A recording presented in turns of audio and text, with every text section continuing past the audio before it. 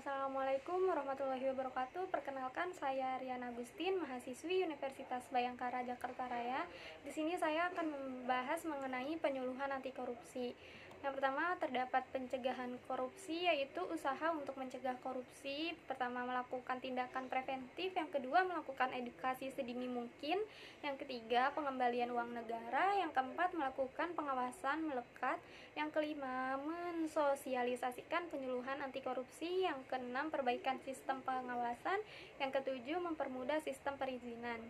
Selanjutnya terdapat tujuan akhir pencegahan, yaitu menghapus segala bentuk korupsi dalam rangka menunjang terwujudnya good governance.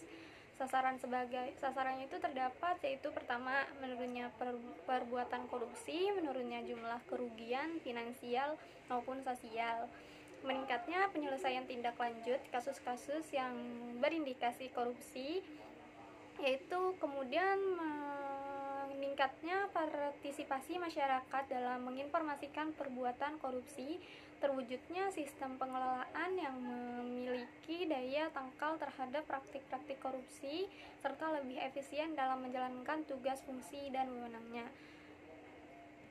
Kemudian terdapat indikator keberhasilan, yaitu menurunnya persentase tidak pidana korupsi, kepercayaan publik terhadap pemerintah menguat, pengembalian uang negara meningkat, yang terakhir sistem pengawasan melekat pada instansi-instansi, efektivitasnya meningkat. Kemudian negara anti korupsi ini terdapat 4 negara, yaitu yang pertama ada Denmark, yang kedua Finlandia, yang ketiga Norwegia, yang keempat Swedia.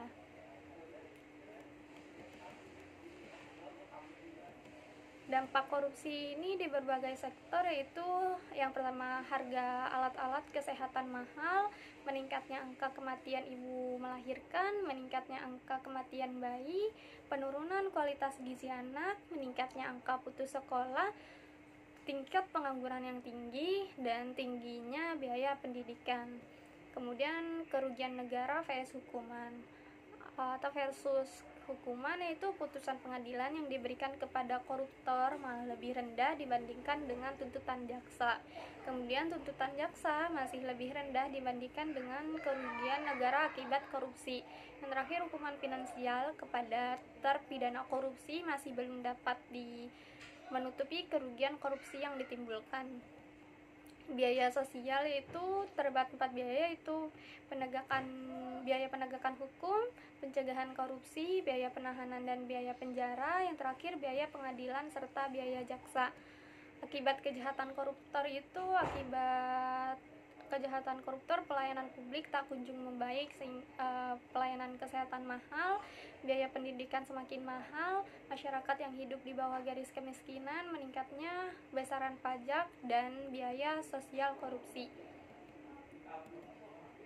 Kemudian di sini saya akan menjelaskan pengertian korupsi. Apa sih istilah korupsi? Berasal dari Latin compure atau compturus, korup, yaitu artinya busuk, palsu, suap, menurut Kamus Besar Bahasa Indonesia.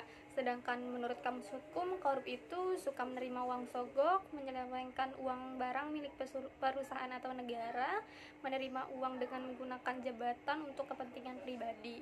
Sedangkan korup menurut The Lexion Webster Dictionary yaitu artinya kebejatan, ketidakjujuran, tidak bermoral, penyimpangan dari kesucian. Faktor-faktor korupsi itu yaitu teori korupsi Robert Kiyosaki CDMA teori korupsi Jack Boltzmann teori korupsi Donald L. Faulkner teori berdasarkan motivasi pelaku, teori cost atau benefit model. Di sini terdapat dasar hukum, yaitu serangkaian tindakan untuk mencegah dan menanggulangi korupsi, upaya koordinasi, supervisi, monitor, penyelidikan, penuntutan, dan pemeriksaan sidang, pengendalian dengan peran masyarakat. Bentuk tindak pidana korupsi itu ada 30 bentuk atau jenis tindak pidana korupsi yang dirumuskan dari pasal 13 dalam Undang-Undang Nomor 31 Tahun 1999, Undang-Undang Nomor 20 Tahun 2001.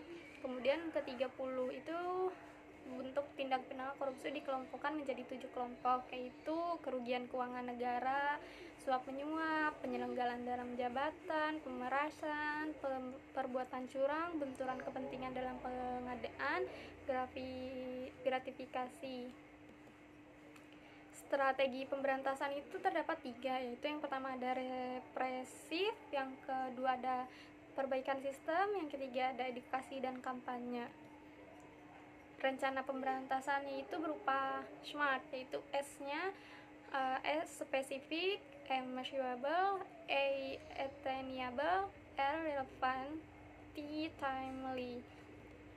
Integritas dan anti korupsi, yaitu integritas adalah bertindak secara konsisten antara apa yang dikatakan dengan tingkah laku sesuai nilai-nilai yang dianut, sedangkan nilai korupsi itu adalah nilai-nilai yang harus dianut kelompok sasaran agar berperilaku anti korupsi.